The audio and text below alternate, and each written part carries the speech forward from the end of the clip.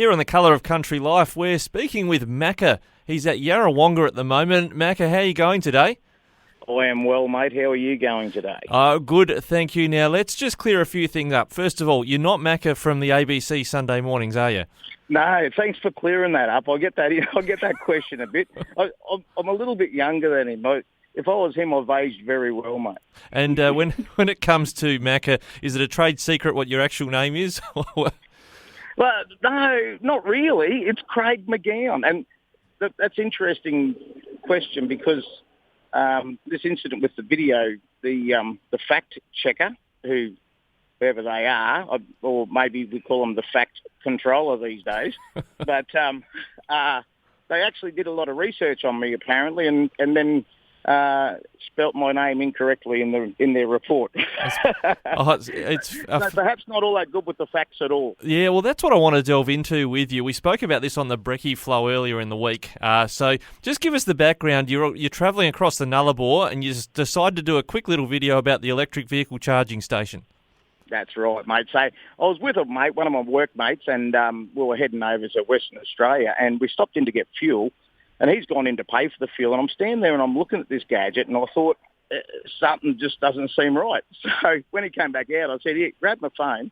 I just want to make a little video about this because there's a couple of things that just didn't seem to add up. But apparently I had the facts incorrect. Well, we'll go into that because I want to delve into what AAP Fact Check have said and what Facebook have subsequently done.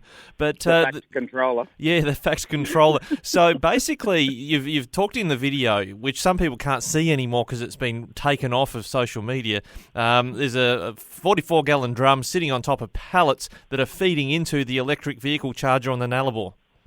Yeah, that's right. And I guess the concept behind it, I understand what someone was trying to achieve, but my take on it was that was actually a snapshot of how this is working with electric vehicles across the board. So where those drums of diesel are, and what the fact checker has picked up on is that I've referred to it as diesel. Now, in fact, apparently, for a percentage of the year, they use biodiesel. So it is still diesel, but it's biodiesel. From the fish and chips section of the shops. Exactly. So I guess what they're saying is that if we all stop eating veggies and we all start eating chips, we can save the world because we'll actually just be burning biodiesel. But regardless, so that there were some drums of diesel sitting on top of a couple of pallets.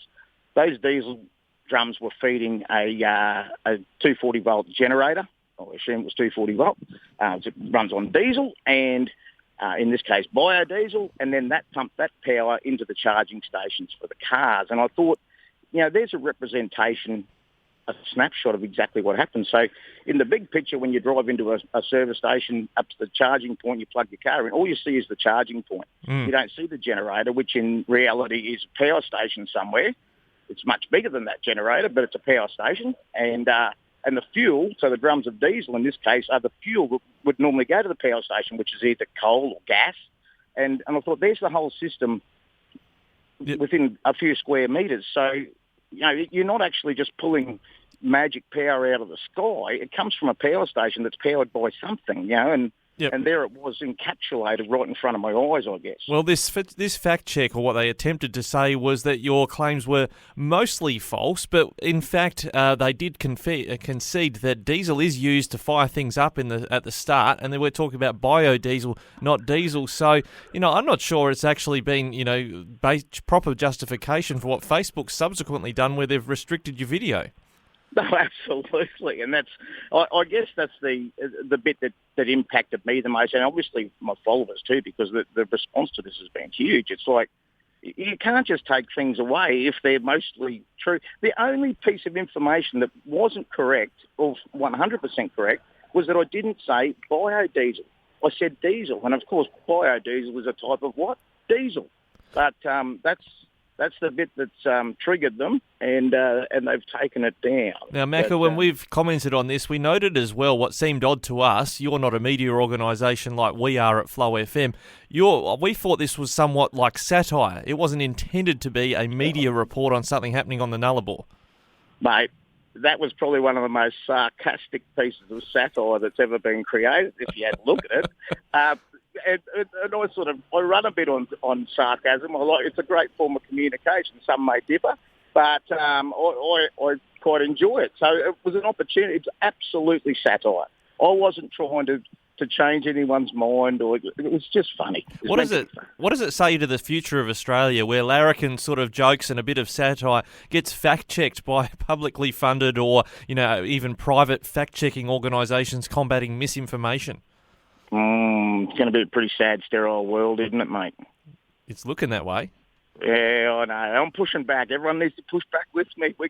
It's okay. You don't have to get offended. That's a choice. You don't have to be offended if you see something that you don't like. Now, Macca, just on that topic, of satire, and we see memes go around on social media. Your face has sort of been used a lot in memes, leaning on a bar with your hat and your goatee, making a comment about what's going on in Australia. Did you endorse that from the start, or would someone just rip your photo?